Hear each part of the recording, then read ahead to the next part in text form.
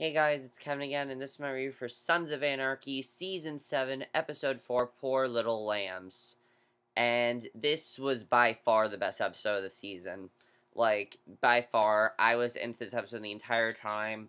This episode blows the first 3 episodes right out of the water. Because this episode did what a final season should do. It set up a lot of tension for the show. It really felt like a final season episode. I'm not saying the past 3 episodes haven't. They really haven't. They've just felt like regular seasons. They haven't felt like I didn't really know where we were going to, with this show. And now I finally do know where we're going to. The way this episode ended, things are about to get really intense on the show.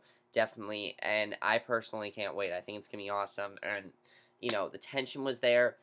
And one of the things I love about this episode was this was probably the most surprising episode of the season, because it starts off actually very funny, a lot of funny scenes in this episode.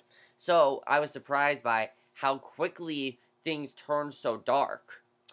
And the plot of this episode seemed pretty simple, but let's just get to this episode. So Tully and Jax, they are talking heroin. Tully says he has some territory issues, and he refers him to a guy who manages his street work. And Jack says it has to be soon, and Tully makes a call. And he says he brought the room and there are no cameras. Yeah, so that was interesting. So Gemma then drops Abel for his first day of school. And Mrs. Harrison tells her to stay in the car during car line to make it quicker. And other parents are honking at her. She goes back to the honking woman. She apologizes, says it's her first time, and tells her if she honks again, she's going to shove her coffee cup up her ass. I thought that was funny. So Gemma pulls away, and Mrs. Harrison says Gemma's kind of crazy. And yeah, so meanwhile, the girls are cleaning up. In the Red Barrow, the girls are cleaning up. And Nero thanks them for pitching in. And Colette asks if Lila is doing porn full-time. Because, she was directing that movie last week, and she wants to know what's going on there. And he tells her she's behind the camera, she's behind the scenes. She's not actually a part of it, she's just behind the scenes. And he says, Kiki is good at the door. And Colette says she's dumb as a rock. She's completely dumb. She just... completely dumb. Completely dumb. So, but she says she'll help her. She asks if Jax is coming in, and he says every day. She asks if he's doing okay.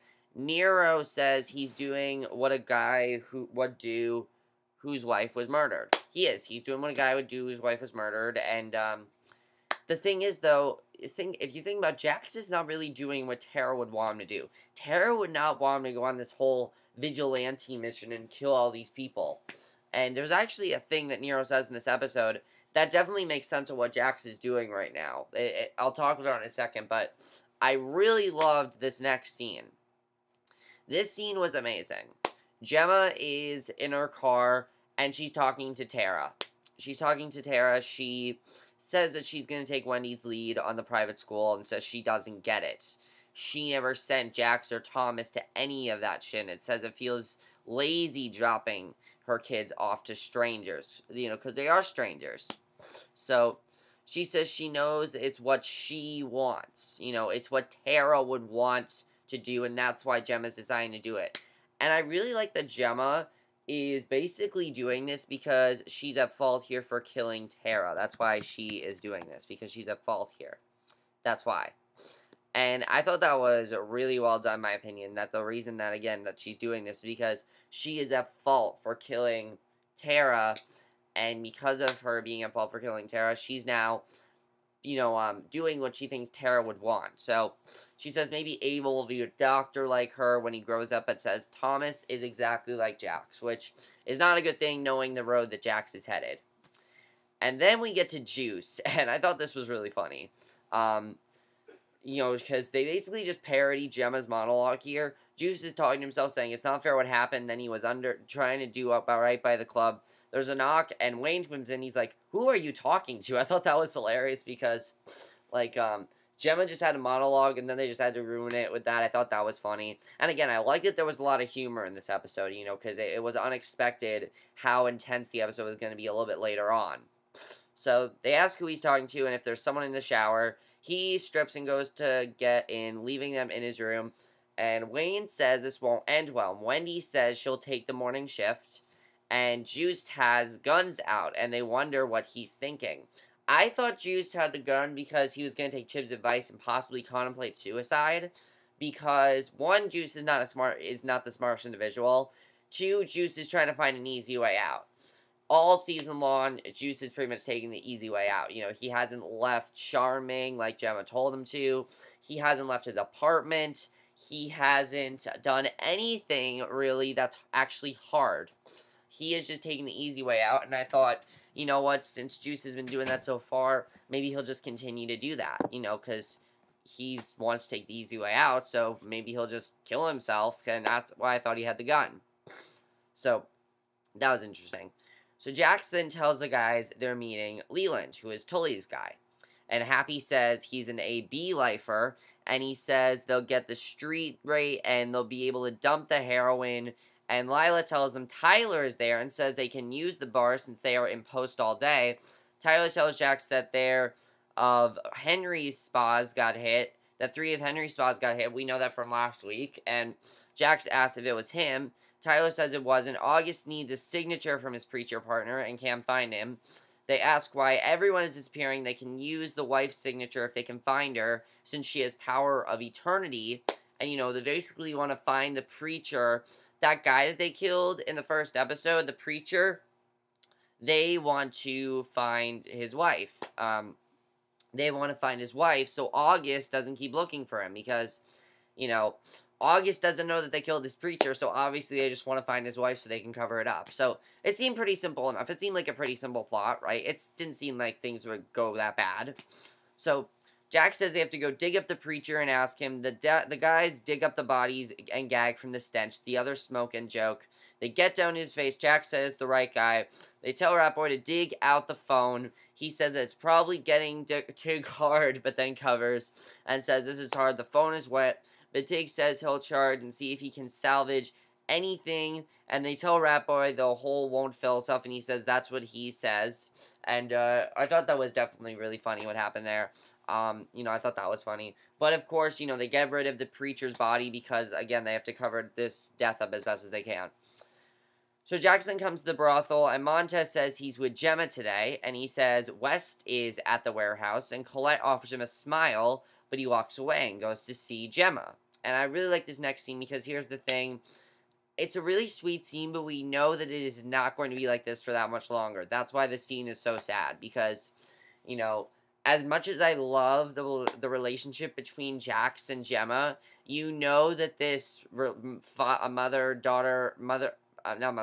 mother-son relationship is not going to last forever.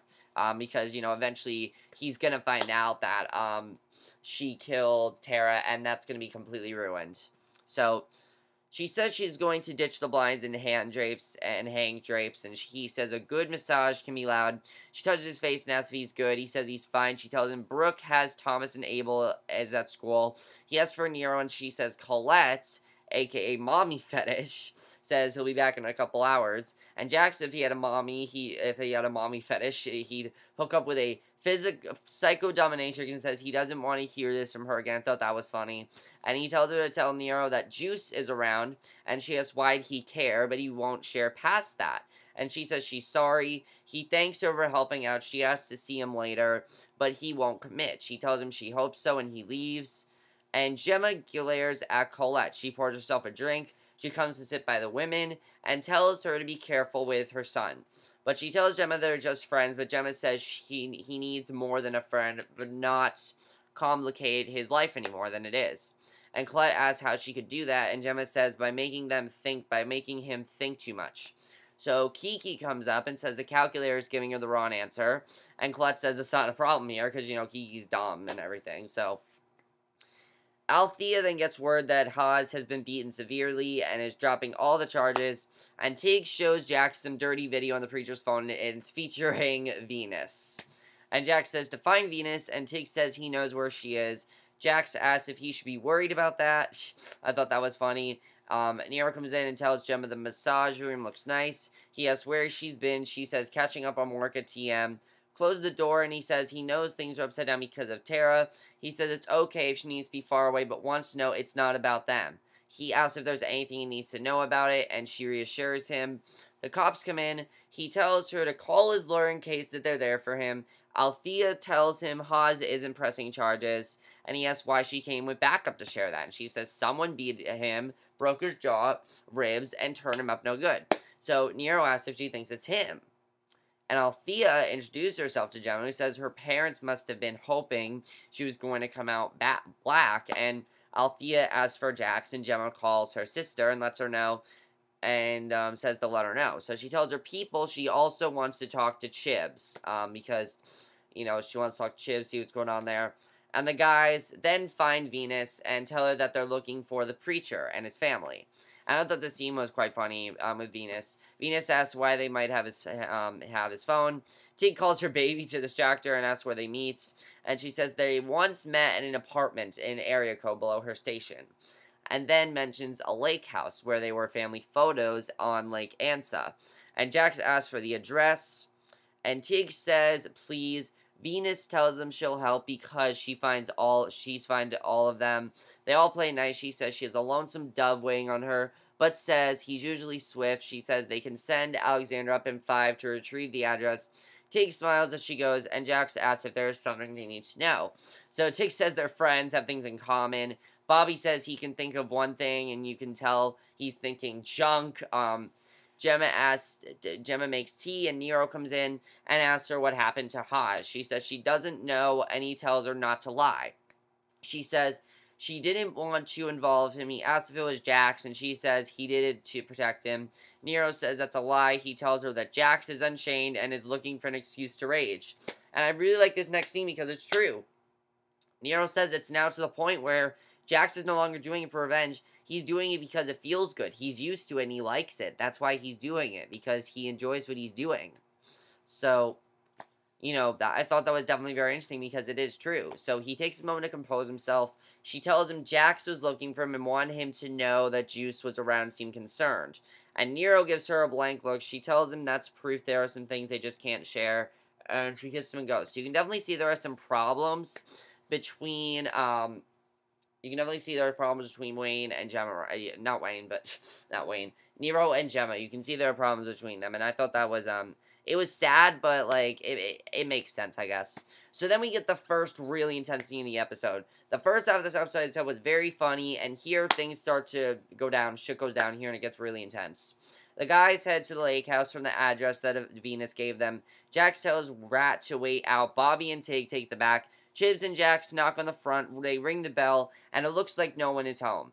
So Bobby opens the back door, and Chibs knocks on the glass, opens the front. Like, that was just huge what happened there. They all head in and converge. They hear a door and footsteps. They go to investigate. They hear the floorboards. There's then a shot. Tig is knocked down from a gunshot, so Tig is now severely hurt.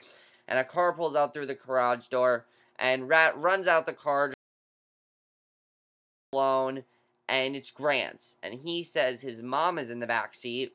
Jax dives in, goes down to the car that has sunk under the water, and Chibs curses, also heads in. Jax has her, and they help them all out of the water. Larisha says she's cold. They notice fresh track marks. Grant says her demons get the best of her. He asks if August sent them to look for them, and he says it's all the preacher's fault. So here we get a very big scene here. They haul them back into the house. Bobby asks if Jax remembers when their only problem was which mine to kill. And Jax says it was a simpler time. And it's true. They really have a lot of problems now. So Bobby says simpler men. And I really like that scene because it's true. They were simpler then, and now they're not so simple. They're doing really horrible things right now. Horrific things.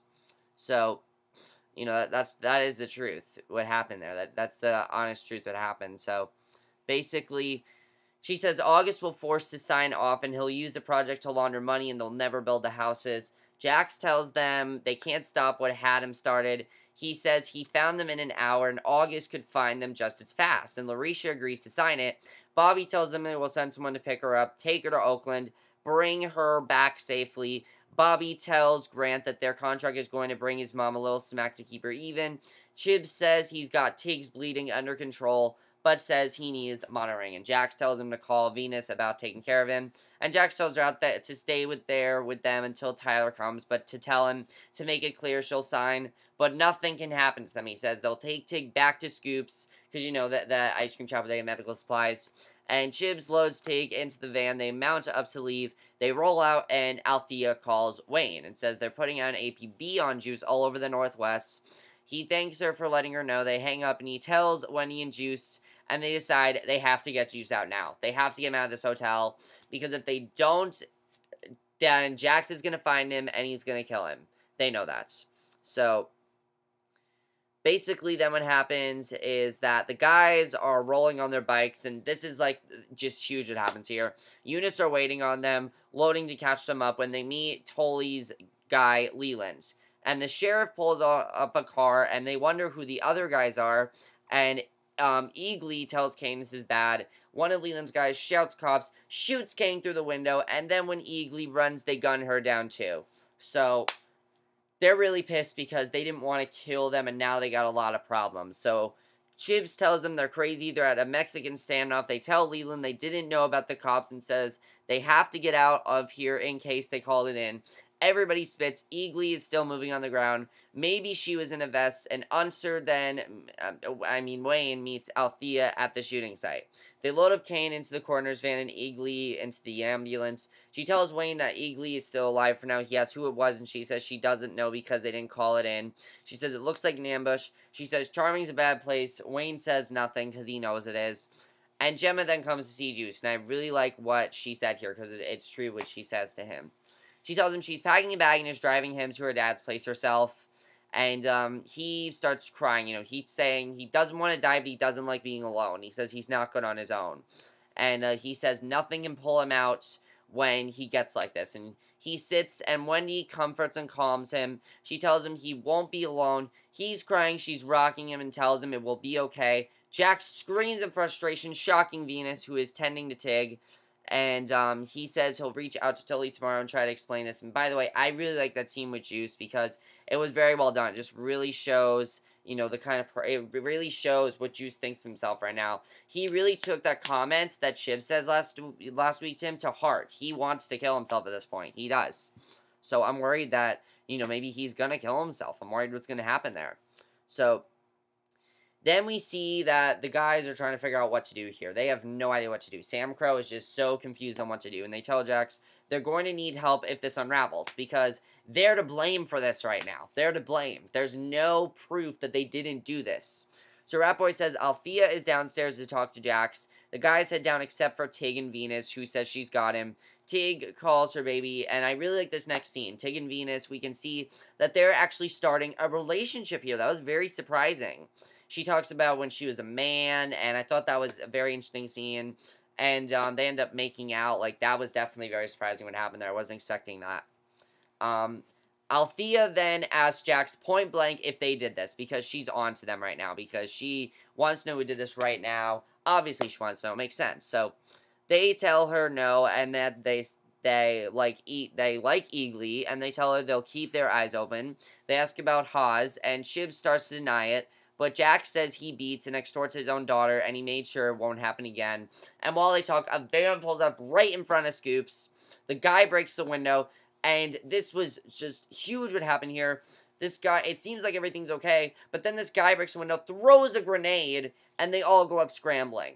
So obviously, someone wanted to kill them, because it's not every day someone just throws a grenade, and the guy was probably from the Chinese, so Chibs throws himself on top of Althea to protect her. She's stunned at what happened. Police and fire show up to work at the scene at Scoops. And Jax and the crew sit outside. They help Tig to the van. Venus is with him. And Althea asks Chibs if he knows this guy. And she says she thinks it was one of Henry's. Which it probably was. So she asks if the Chinese killed Tara. Then asks if the club retaliated. And Chibs says he doesn't know. But she says an ice cream shop on Main Street blew up, and it could have been full of kids. It could have been, you know, if they would have, they don't know. They could have killed a bunch of innocent children for all they know, you know. It's true, and I agree with what Chibs is saying there. So he has to drive her home, and then says, please. She relents, and at Disio Norte, some Chinese come in and are greeted politely and offer drinks. And Colette sighs and pours, and the guys look around. And we get a really big montage here, but this time the montage was actually a very happy song, but it was not happy what was going on. So Happy tells Jax it was straight up retaliation what's happening right now. Straight up retaliation. And it makes sense because of what happened. You know, the Chinese are basically getting their revenge right now. So Bobby says someone sold them out to Henry. Jax tells Happy to check on the guns. We see his cell phone ring in an empty warehouse. Boxes are open. West is dead, shown in an empty box. Nero pulls up and freaks out. They tell him it was Chinese. Gets a call from Tom, who says Lynn appreciates him getting them all together. He tells Nero what happens at DN, and it will impact him because it's meant for the sons. That's what's supposed to happen. It's meant for the sons. And Colette hears and curses. Nero tells him they're at Dioza. All the guys are scrambling to ride over. Eagly fights for her life at the hospital. Venus rides in the van with Tig, stroking and comforting him. And in the car, Althea, so yeah, we see that going on. And then Althea pulls her hair down, touches Chibs' hand. Maybe they'll start a relationship, I don't know. From the way they were acting in this episode, they seem very flirty. Again, they really did. So, Juice picks up his gun. Wendy makes sure Wendy doesn't see him packing his stuff, but Gemma decides to take it because she's scared of what he's going to do. Because he said he doesn't feel safe around himself, so if he doesn't feel safe, why do you have a gun, Juice? Like, what are you doing? If you don't feel safe, what are you doing? Like, it makes perfect sense why Gemma just took that gun from him. So, Gemma doesn't trust him with a gun. She takes it away. And then we get to the really big scene. And I love where this is headed. This was awesome. The guys get to the, the red, I think it was called, I believe it was called the Red Barrow. Like, I believe it was called that. Let me just, the Red Woddy Club, not Red Barrow. The Red Woddy Club. And they find every single girl there has been slaughtered. All of them are gunned down. So, the Red Woddy Club is done. Completely done. Jack's looking for Colette, finds her dead behind the bar. The guys are stunned. They walk through the carnage. Bobby touches Kiki's hair. Nero's distraught. And Jax simply looks murderous. So, yes, already things are starting to go really bad for them. And I can't wait for the next episode. Wow, this episode really, as I said, felt like a final season episode. This episode was amazing. I loved it. By far best episode of the season. Such an intense episode. And I can't wait to see what happens next. So, let's talk about a few things. First of all, definitely now it is officially a battle between the Chinese versus the Suns. It is officially that. There's no question there. It is a battle between those two. And definitely things are going to get intense there. And I knew that something big was going to happen because they were keeping this episode very secret. They didn't even say, the episode was just, they get help from someone to protect someone. That's all it said. So when they said that, I'm like, alright, something big is going to happen this episode. I thought a major character was going to die. Technically, a major character did, because the Red Woddy Club was an essential part of the show. But no one really from there was a major character, except for maybe Lila, I'd say. I'd say Lila might be a major character. Actually, no, she's more of a recurring character. Venus and Tig, it was interesting to see their relationship. I wasn't expecting that. I like seeing Tig and Venus in a relationship, though. I wasn't expecting that, though. Now that Juice doesn't have that gun, what is Juice going to do to himself? Because I kind of feel like Juice is going to attempt to kill himself. I really feel like that's where he's headed. I don't know so much now, but if he gets that gun back, he's going to try to do it. He's going to do something stupid, definitely. Definitely, I think for the rest of the season, he's going to stay in this hotel room. He's going to go mad, and he's going to do something stupid to himself, because that's how Juice really is. And I really like that monologue he had. Do you like seeing Gemma kind of pay for the damage she made with Tara? What did you think of that conversation she had with Tara? I thought that was interesting to watch. Althea and Chibs, I like their relationship. I think it's going to be interesting to see what happens there. Definitely Althea's onto the Suns now. You can just tell that she's onto the Suns right now. Like, that was definitely very big. She is definitely onto the Suns right now. She does not trust them at all. And, is there anything else I really want to say about this episode? Oh, they're very close to, finding out what's happening with Tara. Definitely, they're very close to that. It seems like, I feel like they're very close. What's going on there. Definitely I feel soon Jax is going to find out. We're approaching almost, the midpoint of the season with episode, with episode 6 coming up. So, we're definitely approaching the midpoint of the season. But that's it for this review. Hope you guys enjoyed it. What a fantastic episode. And again, this episode blew the other episodes right out of the water because, again, this episode did what a final season should do. Amped up the tension, made us scared for the characters. And pretty much we now know that the Suns now are probably just going to go down one by one. I really feel like that's what's going to happen here. Also, do you think this is what Tara would have wanted Jax to do? Had Tara still been alive, would she have done the same thing that Jax would be doing? If, say, Jax died and Tara was alive, do you think she would be? I don't think she would be. I honestly don't think she's going to be. We'll have to see what happens there. Also, is Tig going to be okay? I think he might be, but we'll have to see what happens there. But that's it for my review. And again, it was a very surprising episode because the episode started off very funny and then it got really intense. I'll see you guys in my next review, which will be my review for, I think either Agents of S.H.I.E.L.D. or Awkward. I don't know which one I'm going to review first. Well, I'll see you guys for that. Okay, bye.